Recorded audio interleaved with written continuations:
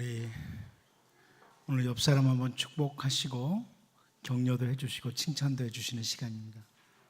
옆에 사람 한번 축복해 주십시오. 격려해 주십시오.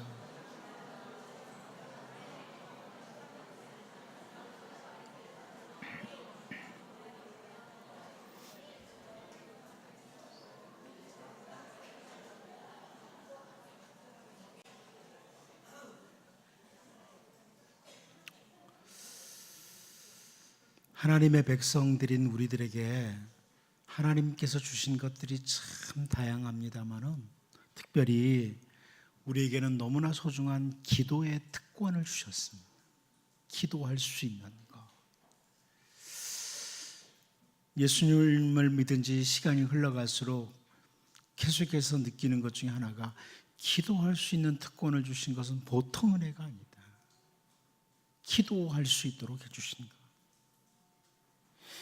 우리가 잘 아는 신명기 4장 7절 말씀을 통해서 모세는 우리 하나님 여호와께서 우리가 그에게 기도할 때마다 우리에게 가까이 하심과 같이 그 신이 가까이 함을 얻은 큰 나라가 어디 있느냐, 이런 표현을 합니다. 기도할 때마다 그 백성에게 가까이 하시는 하나님. 이스라엘이 달리 큰 나라가 아니라 제가 볼 때는 기도할 때마다 가까이 하시는 하나님이 계시기에 이스라엘이 큰 나라다, 이렇게 모세는 바라본다고 저는 봅니다. 기도할 때마다 가까이 하심과 같이 그 신이 가까이 함을 얻은 큰 나라가 어디 있느냐. 왜 큰 나라냐? 기도할 때마다 가까이 하시는 하나님이 계시기에. 여러분, 기도는 성도들에게 주어진 너무나 소중한 특권입니다. 다윗도 역시 시편 145편 18절을 통해서 여호와께서는 자기에게 간구하는 모든 자, 곧 진실하게 간구하는 모든 자에게 가까이 하시는도다, 이런 고백을 했습니다. 이제 우리는 물고기 뱃속으로 들어간 요나 선지자가 하나님께 기도를 드리는 오늘 본문 말씀을 보면서 성도의 기도, 그리고 성도들의 기도를 들으시는 하나님, 이 부분을 좀 살펴보려고 합니다. 오늘 본문 말씀을 살피면서 정말 우리가 좀 더 기도자로, 기도하는 하나님의 백성으로 하나님 앞에 나아가는 이런 진짜 복 있는 주의 백성들로 살 수 있기를 바랍니다.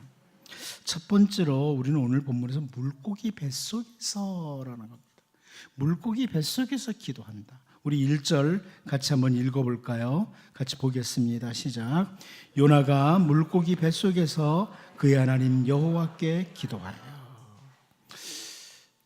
물고기 뱃속에서 어떻게 기도했을까? 잘 모르겠지만 요나는 물고기 뱃속에서 지금 기도하고 있다, 이렇게 기록하고 있습니다. 니느웨로 가서 외치라고 하는 하나님의 명령을 듣고 난 후에 요나가 기도를 했다는 표현이 없습니다. 하나님의 명령이 들린 후에 기도했다는 내용이 전혀 없어요. 큰 바람, 큰 폭풍으로 배가 거의 깨어지게 되었을 때도 요나는 기도한 것이 아니라 배 밑층으로 내려가서 잠만 자고 있었습니다. 심지어 그 배 선장이 네 하나님께 구하라고 기도하라고 말을 해도 요나가 기도했다는 표현이 전혀 나오지 않습니다. 그리고 제비를 뽑아서 요나가 뽑혔을 그때 해도 바다가 점점 더 흉흉해져도 전혀 기도했다는 모습이 보이지를 않던 요나가 이제 물고기 뱃속에서 기도하고 있습니다. 물고기 뱃속에서. 물고기 뱃속이 아름다운 산속에 잘 지어놓은 기도원 같은 곳이었기에 요나가 기도를 시작하는 것이 아닙니다. 그 물고기 뱃속이 어떤 환경인지 알 수 있는 것은 2절을 통해서 볼 수 있죠. 내가 스올의 뱃속에서 부르짖는다, 요나가 그렇게 표현해요. 스올의 뱃속이다, 이런 표현을 해요. 이 물고기 뱃속이라는, 한마디로 말하면 요나가 오직 하나님 앞에 홀로 있게 된 때다. 이렇게 우리는 확인하게 됩니다. 물고기 뱃속에서, 다시 말하면 요나가 하나님 앞에 홀로 서 있는 그때입니다. 성도의 참 모습은요, 성도의 참된 기도는 하나님 앞에 홀로 서 있을 때입니다. 하나님 앞에 딱 홀로 서 있을 때 참된 성도의 모습이 나오고 참된 기도자의 모습이 나옵니다. 우리 주님이 마태복음 6장 6절을 통해서 하신 말씀을 너무나 잘 알죠. 너는 기도할 때 네 골방에 들어가 문을 닫고 은밀한 중에 계신 네 아버지께 기도하라. 은밀한 중에 보시는 네 아버지께서 갚으시리라. 우리 너무나 잘 아는 말씀입니다. 골방이 뭡니까? 저는 골방은 한마디로 하나님 앞에 홀로 서 있을 수 있는 그곳이라고 봅니다. 골방은 하나님 앞에 단독자로 서는 거예요. 하나님과 1대1로 만나는 그 장소, 이게 골방이에요. 왜냐하면 바로 앞절 마태복음 6장 5절을 통해서 우리 주님이 또 너희는 기도할 때 외식하는 자와 같이 하지 말라. 그들은 사람에게 보이려고 회당과 큰 거리 여기에 서서 기도하기를 좋아하느니라. 내가 진실로 너희에게 이르노니 그들은 자기 상을 이미 받았느니라. 이렇게 말씀을 하셨습니다. 하나님이 아닌 사람들이 듣도록 기도하는 것은 올바른 기도, 참된 기도가 아니라는 거예요. 참된 기도 아니다. 우리 참 많이 기도하죠. 그런데 기도하다 보면 사람들 들으라고 기도해요. 그럴 때가 참 많습니다. 사람들 들으라고 기도하는 것은 참된 기도가 아니라는 거죠. 우리 주님도 우리의 모든 죄를 대신 지시고 십자가에 오르시기 전에 겟세마네 동산에서 하나님 앞에 홀로 서서 기도를 드립니다. 하나님 앞에 단독자로 서서 기도하는 거죠. 요나가 그날 물고기 뱃속이라는 골방에 들어가서 하나님 앞에 홀로 선 거예요. 물고기 뱃속이라고 하는 골방에서 하나님 앞에 홀로 서는 거죠. 오늘 우리들의 골방은 이 교회당이 될 수도 있고요, 자기 집이 될 수도 있고, 혹은 여러분이 머무는 어느 곳이든지 가능합니다. 길을 걸어가면서도 하나님과 단독자로 만날 수 있고요, 차를 타고 가면서도 하나님과 단독자로 만날 수 있어요. 중요한 것은 하나님 앞에 홀로 서서 하나님 앞에 1대1로 만나서 기도를 드린다면 그것은 바로 기도의 골방이 되는 것입니다. 기도의 골방이 되는 거예요. 요나가 물고기 뱃속에서 기도를 드렸지만, 그 물고기 뱃속에서 드린 기도지만 그 요나의 기도는 하늘의 성전까지 올라간 것을 우리가 본문에서 봅니다. 물고기 뱃속에서 드린 기도가 하늘에까지 올라갑니다. 여러분, 기도할 때마다 우리가 확인해야 되는 것이 바로 요나가 물고기 뱃속에서 기도를 드렸듯이 나는 지금 하나님과 단독자로 만나고 있는가? 하나님 앞에 홀로 서 있는가? 나는 지금 기도의 골방에서 하나님과 단둘이 만나고 있는가? 참 중요한 부분.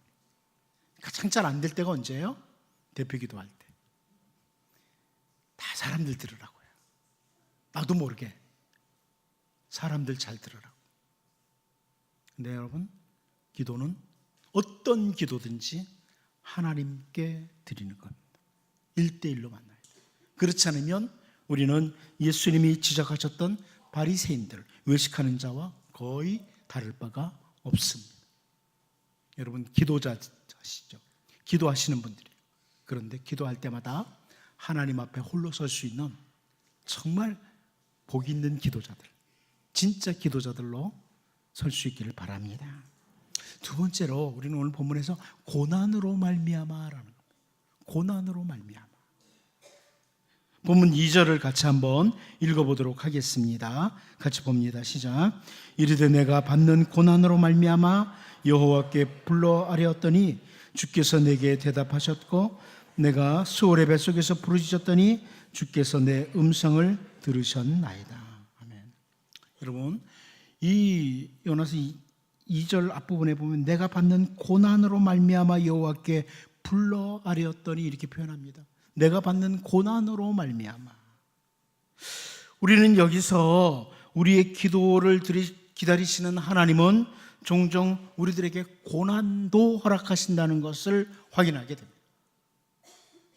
우리의 기도를 기다리시는 하나님은 종종 우리에게 아픔, 고난도 허락하신다. 사실 하나님은 우리에게 가장 좋은 것을 주시기를 원하시는 분이에요.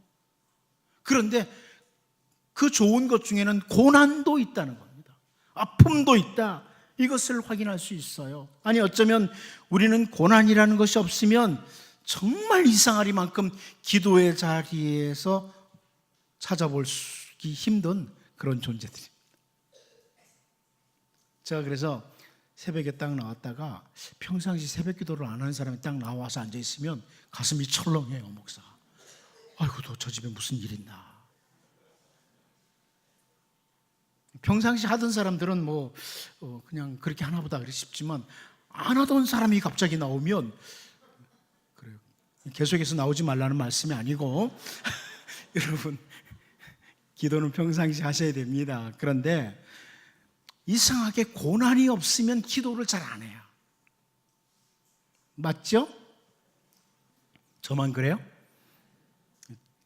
이상하게 그래요. 목사에게는 항상 고난이 있다. 제가 그거를 알아요. 기도하도록. 그러니까 한쪽 사람이 좋은 일이 생기면 이쪽에서 문제가 생겨. 어떤 사람이 막 경사가 났어. 큰 좋은 일이. 그런데 다른 쪽에서 어떤 사람이 목사님 하고 전화가 와요. 이렇게 늘 그 목사에게 어떤 아픔이 찾아와요. 그래서 한편으로는 이 목회를 끝나는 그날까지 목사는 기도를 쉴 수가 없구나, 이런 걸 압니다. 근데 여러분, 성도들이 많이 그래요. 아프면 기도를 많이 해요. 시편 50편 15절을 보면 환난 날에 나를 부르라, 내가 너를 건지리니 네가 나를 영화롭게 하리로다, 이렇게 말씀하죠. 우리에게 찾아오는 환난은 그것은 하나님께 기도하도록 부르시는 초청장이라고 신앙의 선진들이 계속 말해왔습니다. 우리에게 찾아오는 고난은 기도하러 나오라고, 기도의 자리에 있으라고 하나님이 부르시는 초청장이라 우리의 신앙의 선진들이 늘 말해왔습니다. 다윗은 시편 86편 1절에서 여호와여, 나는 가난하고 궁핍하오니 주의 귀를 기울여 내게 응답하소서, 이렇게 표현을 합니다. 우리를 너무나 사랑하시는 하나님께서 우리들에게 고난을 허락하시는 것은 다양한 목적이 있겠지만 그 가운데 중요한 것은 바로 기도의 자리로 부르시는 거다. 기도의 자리를 부르시는 거다. 오늘 본문의 요나뿐만 아니라 경건한 신앙의 선진들은 고난의 상황이 찾아올 때마다 그 무엇보다도 기도의 자리에 머물렀다. 기도의 자리에 머물렀다. 여러분 가운데 혹시 하나님께서 어떤 아픔을 통해서 기도의 자리를 부르시는데도 기도의 자리에 나오지 않는다면 다시 한번 깊이 생각해야 됩니다. 하나님이 아픔과 고난도 주시면서 기도의 자리로 부르신다. 대표적인 예로 우리는 한나의 기도를 잘 알죠. 사무엘상 1장 10절, 한나가 마음이 괴로워서 여호와께 기도하고 통곡하며 그럽니다. 우리는 물론 기쁘고 좋은 일로 가득 찬 때에도 감사의 기도를 드려야 돼요. 하나님, 은혜입니다. 감사입니다. 이렇게 기도로 하나님 앞에 나아가는 것이 정상적인 그리스도인입니다. 기쁘고 좋은 일일 때도 기도해야 돼요. 감사의 기도 드려야죠. 그러나 우리가 어떤 특별한 일이 없을 때에도 우리는 기도하는 일을 게을리해서는 안 된다. 특별히 고난의 때에는 하나님께서 우리에게 기도하라고 초청하는 때인 줄 알고 더욱 기도하는 이런 주의 백성이 되도록, 바울사도는 우리가 잘 아는 것처럼 데살로니가전서 5장 17절을 통해서 쉬지 말고 기도하라, 쉬지 말고 기도하라, 이렇게 권면을 합니다. 여러분, 고난의 때에도, 감사할 때에도, 어떤 때에도 기도의 자리에서 발견되는, 그래서 정말 참으로 복이 있는 기도의 사람들, 주의 백성들로 살 수 있기를 바랍니다. 마지막 한 가지 더 살펴볼 것은 죄인들의 기도도 들으시는 하나님을 발견하게 됩니다. 죄인들의 기도도 들으시는 하나님이다. 오늘 본문 2절 다시 한번 읽어보도록 하겠습니다. 봅니다. 시작. 이르되 내가 받는 고난으로 말미암아 여호와께 불러아뢰었더니 주께서 내게 대답하셨고 내가 수월의 뱃속에서 부르짖었더니 주께서 내 음성을 들으셨나이다. 여러분, 우리 하나님은 전혀 흠이 없는 거룩한 성도의 기도에만 귀를 기울이시는 분이 아니시라는 겁니다.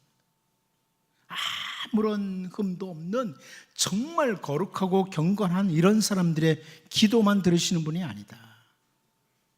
하나님의 명령을 거역하고 전혀 다른 방향으로 달려가고 있던 요나, 어찌 보면 끝까지 하나님 앞에 반항하는 요나의 기도, 반항했던 그 요나의 기도를 들어주시는 분이 오늘 본문에서 볼 수 있는 우리의 하나님이십니다. 하나님은 아무리 깊은 죄의 나락으로 떨어진 자의 기도라고 할지라도 하나님을 향해서 그 마음을 열면 하나님은 귀를 기울이시고 눈을 향하시는 분이십니다. 시편 51편 그 표제를 보면 다윗의 시, 인도자를 따라 부르는 노래, 다윗이 밧세바와 동침한 후 선지자 나단이 그에게 왔을 때 이렇게 표제에 기록되어 있습니다. 밧세바와의 간음, 그리고 우리가 또 한 가지 더 잘 아는 것 있죠? 밧세바의 남편인 우리아를 아주 맹렬한 전투의 자리로 가도록 함으로 우리아를 죽이는 무서운 죄를 범한 후입니다. 그 죄를 범한 후, 어찌 보면 이 다윗이 저지른 죄는요, 불신자들, 이방인들보다 악한 죄, 이방인들도 잘 행하지 않는 죄. 그런데 다윗이 그 자기의 죄를 뉘우치면서 하나님 앞에 기도하는 자리로 나아가는 것이 시편 51편이에요. 한마디로 말하면 하나님은 죄인들의 기도도 들으시는 하나님. 제가 죄인들의 기도를 들으시는 하나님이라고 하지 않은 것을 염두에 두십시오.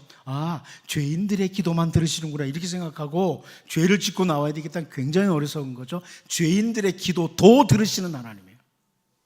자, 그렇게 소제목을 잡은 걸 기억하셔야 됩니다. 괜히 죄인들의 기도를 들으신대 해가지고 죄를 지어야 되겠구만 이렇게 생각하면 설교를 지금 졸고 있다가 잘못 듣는 겁니다. 하나님은 죄인들의 기도도 들으시는 하나님이다. 지금까지 거역을 하던 요나의 기도도 들으시는 하나님, 이걸 우리에게 보여주는 거예요. 요나의 기도도 들어주신 하나님. 우리가 죄에 대해서 무감각해지지 않은 표현이 절대 아닙니다. 잠언 15장 8절 말씀을 보면 악인의 제사는 여호와께서 미워하셔도 정직한 자의 기도는 그가 기뻐하시느니라 이런 표현을 하고 있어요. 하나님은 정직한 자, 이 정직하다는 건 올바로 선자를 가리키거든요. 올바로 선자의 기도를 하나님이 기뻐하신다. 기왕이면 여러분 하나님 앞에 기도자로 서되 올바로 서서 말씀을 따라 올곧게 서서 살면서 기도자로 서기를 바랍니다. 또 잠언 28장 9절을 보면 사람이 귀를 돌려 율법을 듣지 않으면 그의 기도도 가증하니라 이런 말씀도 있어요. 그러니까 말씀 따라 살면서 기도하는 것이 정말 중요하다는 거예요. 말씀 따로 삶 따로 말씀과 기도가 분리되는 게 아닙니다. 그런데 하나님은 죄인들의 기도도 들으시는 거예요. 다시 말하면 여러분이 정말 잘 살려고 했어요. 올바로 살아보려고 했어요. 그런데 감당이 안 되는 거예요. 제대로 살 수가 없는 거예요. 또 실패한 거예요. 넘어진 거예요. 그때 범죄한 후에 다윗의 기도도 들으신 하나님, 하나님을 거역하던 요나의 기도도 들으신 하나님, 이 부분을 기억하자는 겁니다. 하나님은 정직한 자의 기도, 말씀을 따라 올바로 살아가고자 하는 자의 기도를 기뻐하십니다. 그런데 내가 넘어졌을 때, 실패했을 때, 실수했을 때 우리 스스로 하나님은 나 같은 것 기도 안 들어주실 거야 이렇게 판단하지 말고, 비록 넘어지고 또 넘어진 상태에서도 하나님 앞에 나와서 서면 하나님은 죄인의 기도도 들으시는 하나님이시다. 결국 우리의 기도를 들으시는 하나님이다. 이것을 기억하고 여러분, 특별히 우리가 늘 기도하는 사람으로 살아가되 하나님께서 기뻐하시는 기도자. 하나님 바라보실 때 난 네 기도 듣고 싶어. 난 네 기도에 응답하고 싶어. 이런 정말 참된 기도자들로 더욱 세워져 갈 수 있기를 바랍니다. 시간 같이 한번 기도하겠습니다.